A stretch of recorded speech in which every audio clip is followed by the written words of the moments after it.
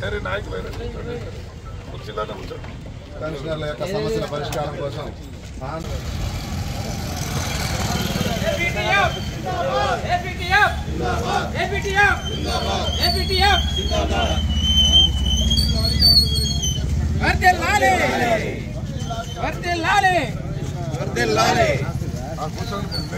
మాట్లాడి అధికారంలోకి వచ్చిన తర్వాత మీరేం చేసుకుంటారు చేసుకోకండి, నేను ఇంతేనని చెప్పి విధంగా బిహేవ్ చేస్తున్నా.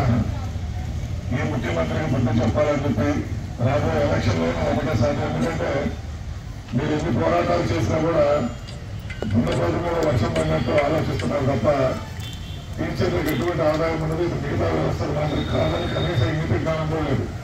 ఆ రోజు ఉపాధ్యాయులు అంటే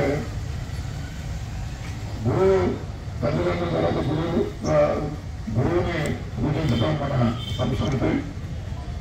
అటువంటి మంచి వృత్తిలో ఉన్న ఈ ఉపాధ్యాయులు కూడా ఇబ్బంది పడుతున్న ఈ జగన్మోహన్ రెడ్డి తప్పకుండా మద్దతు అతనికి బుద్ధి చెప్తానని తెలియజేస్తూ రాబోయే రోజుల్లో ఏ విధంగా దీన్ని ఆల్రెడీ మేము ఇటీవల చర్చ కూడా జరిగింది.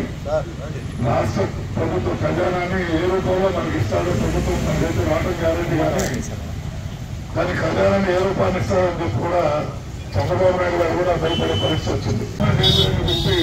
ఈ వ్యక్తిని కాబట్టి మనం సీరియస్ గా గ్రామ స్థాయిలో మీరు వివరించి రాబో ఓటు ద్వారా అతను బుద్ధి చెప్పాలని మీ అందరినీ కోరుకుంటూ తప్పకుండా ఎటువంటి కార్యక్రమం ఈ రోజు కాదు రేపు మీ అందరి సహకారం వల్ల అసెంబ్లీకి వెళ్తే తప్పకుండా మీ తరఫున పోరాడతారని తెలియజేస్తూ సెలవు తీసుకున్నాం.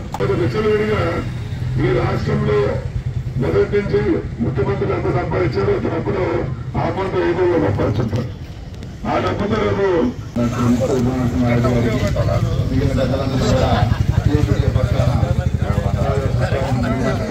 డాక్టర్ ముక్కు ఉగ్రనరసింహారెడ్డి గారికి మరి మేము ఉద్యమాల వందనాలు ధన్యవాదాలు తెలియజేస్తూ మరి మా సంఘభావం ప్రభుత్వం వచ్చినప్పటి నుంచి కూడా రాకముందేమో ప్రతిపక్ష నేతగా ఉన్నప్పుడు వారం రోజుల్లో సిపిఎస్ రద్దు చేస్తారు.